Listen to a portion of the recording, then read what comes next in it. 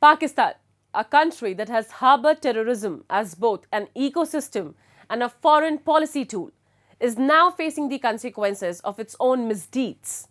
The very defense and intelligence agencies that once provided sanctuary to terrorists can no longer protect the terror network they nurtured. As this entire system crumbles, repeated incidents of terrorists being gunned down on Pakistani soil raise serious concerns about the nation's deteriorating security situation. Yet, instead of taking accountability, Pakistan continues to baselessly blame India for its internal chaos, without a shred of evidence to support its claims. We have a report. Pakistan's terror ecosystem is under attack, this time from within. Islamabad's Army and Inter-Services Intelligence (ISI), which have historically aided and abetted terrorism, are now failing to safeguard their long-standing terror proxies. The country is witnessing a surge in targeted killings of wanted terrorists, raising red flags about its fragile internal security. The latest incident took place in Karachi, where unidentified gunmen assassinated Abdul Rahman, a top Lashkar-e-Taiba financer and a close aide of Hafiz Saeed, one of Pakistan's most notorious terrorists and the mastermind behind the 26/11 Mumbai terror attacks. Reports suggest that two assailants on a motorcycle approached Rahman, who was standing at a shop, and fired multiple rounds at him.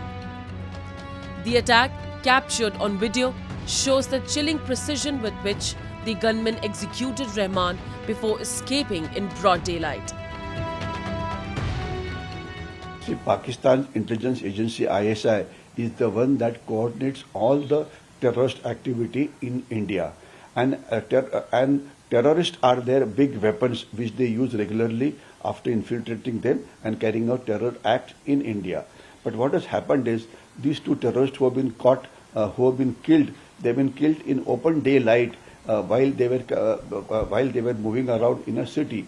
So therefore, it is very clear that Pakistan's agencies' capability to protect its big assets like terrorists now is at stake, because Pakistani agencies cannot protect its own terrorists in their own country. This assassination follows another high-profile killing on March 16th, when Abu Qatl, a close associate of Hafiz Saeed, was shot dead in Pakistan. Qatl, also known as Qatl Sindhi, was a key operative involved in several attacks, including the 2023 Rajouri attack and the 2024 bus attack on pilgrims in Riyasi district of Jammu and Kashmir. His execution-style killing in Pakistan, again carried out by unknown assailants, further exposes the country's worsening security situation. Adding to the unrest, senior Jamiat Ulema-e-Islam leader Mufti Abdul Baqi Noorzai was gunned down near the Quetta airport, marking yet another political assassination. The rising number of such targeted attacks has reportedly forced Pakistan's ISI to re-evaluate security arrangements for terrorists involved in anti-India operations. Many of these wanted terrorists are now being relocated to safe houses, a desperate attempt to preserve what remains of Pakistan's terror network. The ISI today started taking terrorist leader deeper inside the country, because they feel that nearer the LOC their elimination is possible. Also, there are certain areas like Balochistan, etc., where they can be killed more easily, or for that matter, even Peshawar, etc. So therefore, they're taking them to safe houses where nobody knows as to where they are hiding. And this especially happens for important leaders, because let's say we know that when that one of the terrorists was killed, Hafiz Saeed was with him, and thereafter Hafiz Saeed has just disappeared from the scene. He is nowhere to be seen. It is said that maybe possibly he is injured also, but the fact is Hafiz Saeed is an important asset which Pakistan cannot let it get killed. So therefore he's been taken to a safe house. Over the past 3 years, more than a dozen operatives from Lashkar-e-Taiba, Jaish-e-Mohammed and Hizbul Mujahideen have been shot dead by unidentified gunmen, signaling a pattern of systematic eliminations. These assassinations, occurring in broad daylight, underscore Pakistan's descent into a complete security collapse. Rather than addressing the root cause of its internal instability, Pakistan has resorted to its old playbook, blaming India. In yet another baseless accusation, Islamabad was quick to hold India responsible for security failures in Balochistan. Today, the terrorism inside Pakistan, because of Balochistan Liberation Army, because of Khyber Pakhtunkhwa province where Pathans are fighting, also Tehrik-e-Taliban Pakistan attacking from across the Durand line inside Pakistan, and you see the amount of violence that is taking place in these two areas. The violence is hell of a lot, and Pakistan's economy is suffering, and Pakistan is the